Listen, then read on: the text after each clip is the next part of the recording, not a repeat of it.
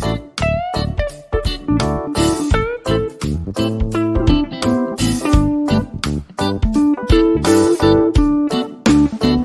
Everyone, management मंत्रा के इस video में आप पढ़ेंगे ऑब्जेक्टिव ऑफ फिजिकल पॉलिसी कि फिजिकल पॉलिसी के क्या ऑब्जेक्टिव या क्या उद्देश्य होते हैं।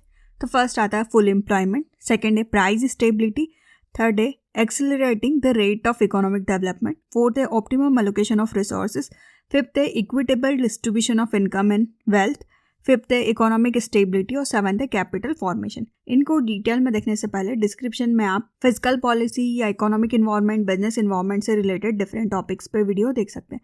वीडियो अच्छा लगे तो प्लीज़ लाइक कीजिए, चैनल को सब्सक्राइब कीजिए और कमेंट कीजिए। और किसी टॉपिक पे वीडियो चाहिए तो आप कमेंट कर सकते हैं। फर्स्ट हम समझते हैं कि फिजिकल पॉलिसी क्या होता है, फिर ये ऑब्जेक्टिव को डिटेल में।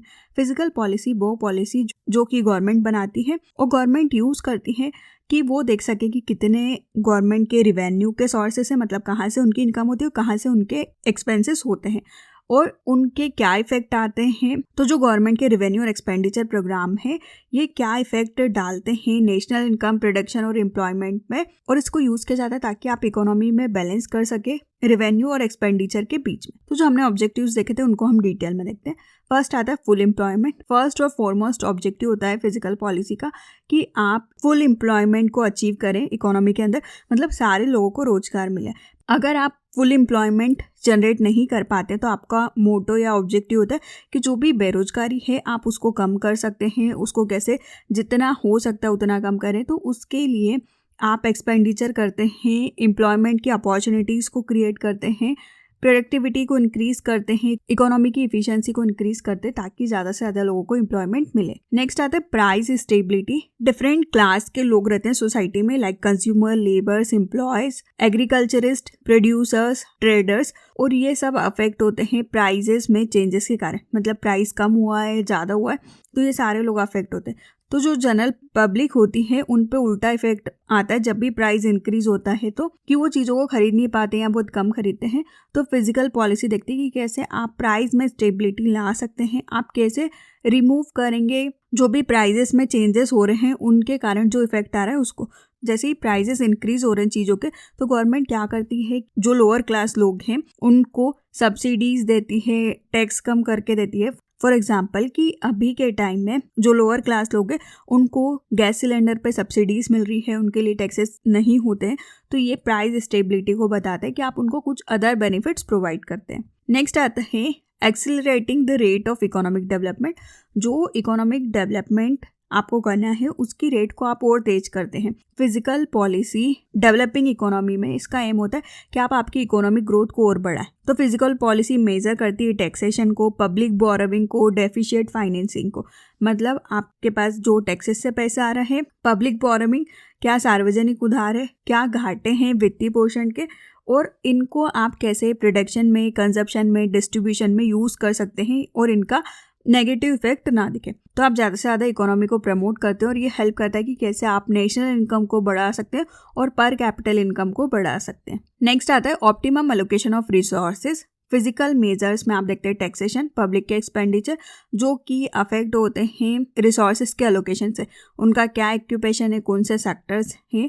तो पब्लिक एक्सपेंडिचर में आप देखते हैं सब्सिडीज़ के फॉर्म में, इंसेंटिव्स के फॉर्म में, यह आपके रिसोर्सेज के एलोकेशन को बताता है। फॉर एग्जांपल कि आप टैक्स में छूट देते हैं इंडस्ट्रीज को, प्रोडक्शन या मैन्युफैक्चरिंग यूनिट को, ताकि उनको ज़्यादा टैक्स ना पे करना पड़े। तो जो भी अवेलेबल रिसोर्सेज है उनका वो और अच्छी तरीके से यूज़ कर सकती है। उनको लगता है कि उनको जो एक्सपेंसेस है टैक्स वाला वो कम पे करना है, तो इंडस्ट्री और फेवरेबल तरीके से काम करती है। नेक्स्ट आता है equitable distribution of income and wealth. जो भी वेलफेयर स्टेट है वो देखते हैं कि कैसे समाज के कल्याण के लिए काम किया जाए। मतलब आपको देखना है कि जो भी लोग हैं सबको एक जैसे अधिकार मिले, इनकम मिले। तो फिजिकल पॉलिसी इफेक्टिवली तरीके से सर्व करती है सोशलिज्म को।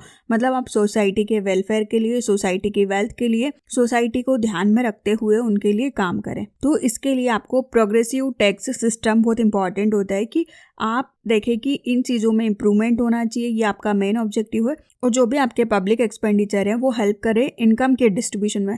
मतलब जो गरीब लोग हैं उनको भी पैसा मिले। तो इसमें आप क्या करते हैं, अमीर लोगों से टैक्स लेते हैं और गरीब को सब्सिडीज, इंसेंटिव्स, उनके लिए कुछ स्कीम्स लाते हैं और उनको फैसिलिटीज़ प्रोवाइड करते हैं। नेक्स्ट आता है इकोनॉमिक स्टेबिलिटी। इकोनॉमिक स्टेबिलिटी एक प्राइमरी एम होता है फिजिकल पॉलिसी का। इसका गोल होता है कि आप फुल एम्प्लॉयमेंट को बनाएं, प्राइस स्टेबिलिटी को बनाएं और जो भी इन्फ्लेशन या डिफ्लेशन है आप उसको हटाएं। मतलब या तो महंगाई होती है या मंदी होती है, वो दोनों चीज़ें ना हो। तो आप इकोनॉमी की ग्रोथ को, इकोनॉमी की स्टेबिलिटी को आपका ऑब्जेक्टिव होता है। ये फोर्स करता है कि आपकी ग्रोथ की क्या प्रोसेस होगी, आप कैसे बूस्ट कर सकते हैं टाइम के साथ में। फिजिकल मेजर बताते हैं कि आप कैसे इकोनॉमिक स्टेबिलिटी को प्रमोट कर सकते हैं।